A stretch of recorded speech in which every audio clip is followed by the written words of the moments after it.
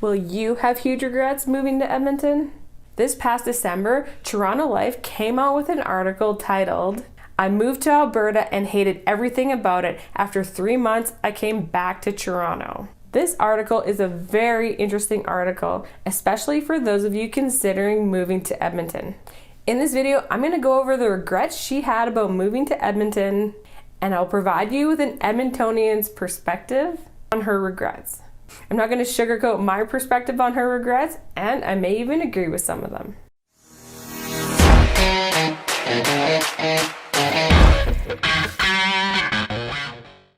I have itemized each of the regrets that she mentions in the article. So, regret number 1. Leaving the vibrant city vibes of Toronto for the dull and boring Edmonton. This regret is one I have heard before from people moving from big cities like Toronto or Vancouver. Edmonton just does not have the big city vibes like Toronto. Definitely doesn't have the same nightlife. Even though we do have nightlife, it's not the same. And the vibe is quite different. In my opinion, Edmonton feels more like a small town as a city. And that vibe is definitely not for everyone. One thing I found interesting is that she said some of her favorite places to go are pretty popular places here and quite busy. So like Cactus Cut and Joey's that they have in Toronto, they also have in Edmonton, but I guess she didn't find them or didn't find them as fun to be around. Maybe if you don't know anybody and going to those places by yourself, people aren't as friendly to meet new people. I'm not sure. Moving on to regret number 2. Buying in the suburbs of Edmonton. I can't say that I'm terribly surprised this was one of her regrets, considering she likes a big city vibe. The Edmonton suburbs, I think, are pretty boring. That's why I live in downtown. Even though downtown isn't like Toronto downtown, it's definitely more interesting than the suburbs. If you're living in the Edmonton suburbs and looking to go out a lot for the nightlife or to check out events, you will be driving a lot or taking rideshare quite a bit. Most of the nightlife and entertainment you're gonna find is on White Ave or in the Ice District. And transportation from the suburbs to downtown isn't very good unless you have a vehicle. Just being honest.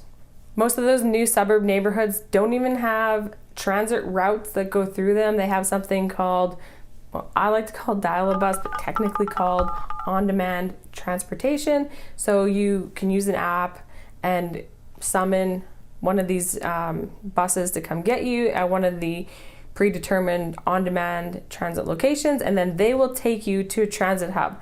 And from there, you can plan your route to wherever you're going. The City of Edmonton website says it takes about 30 minutes for one of those on-demand buses to come get you. So you're gonna have to add that on top of the time it's gonna take you to take the other routes from the transit centers to wherever you're going. Seems like a lot of planning, and that's not for everybody. Regret number 3. Edmonton does not have as many jobs as she thought that they had, especially for her. So her line of work seems to be a corporate job for like retail, restaurant, or hospitality type of industry. I would say there's definitely not a lot of that type of work here in Edmonton. Another sector in Edmonton that seems to be missing is the call centers for IT support. I've heard from many people in Quebec, and they are very interested in moving to Edmonton. They're in that line of work and they want to stay in that line of work, and there really just isn't that type of work here for them. So they'd be looking at a career change, and for some people, that's just not what they want to do.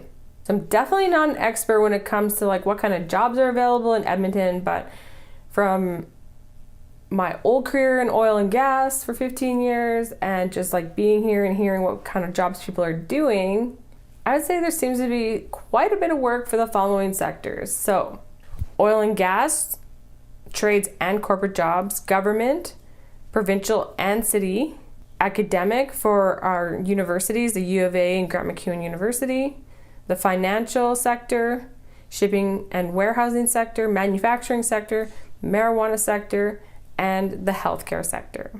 Also, I do see a lot of ads from the government of Alberta trying to attract skilled workers, and I think that might be more in the trades. Regret number 4.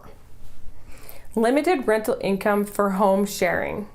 So she thought she'd be able to reduce her cost of living by renting out a room to someone. She wanted to rent out a room for $900 per month, and she was successful doing that in the summer, but when it wasn't summer, people were only offering her $700 a month.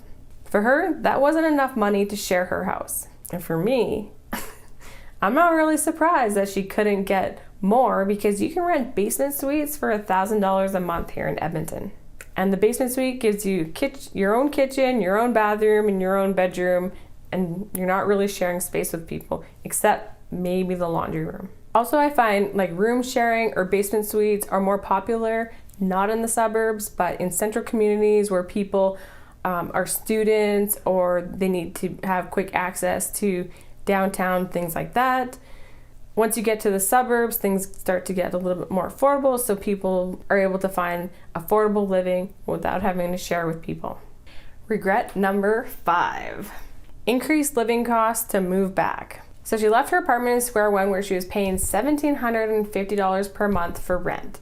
When she came back to Toronto, the lowest priced place that she was able to find that she wanted to live in Square One was $2,300, which is an increase of $550 per month.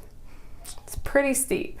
That really does suck. But if she changes her mind and decides to move back to Edmonton, she still does own her place, and the costs haven't increased there. But I'm guessing for her, Edmonton is a better place to have an investment property than for living. If you're considering a move to Edmonton and have some questions, if you're considering a move out of Edmonton and need a home evaluation, I am just one text message away. Send me a text anytime and we can set up a time to chat. I hope you found this video to be helpful. If so, please click that like button and share this video with your friends. And don't forget to click that subscribe button and that little bell so you don't miss out on my future videos. Thanks for watching. Bye.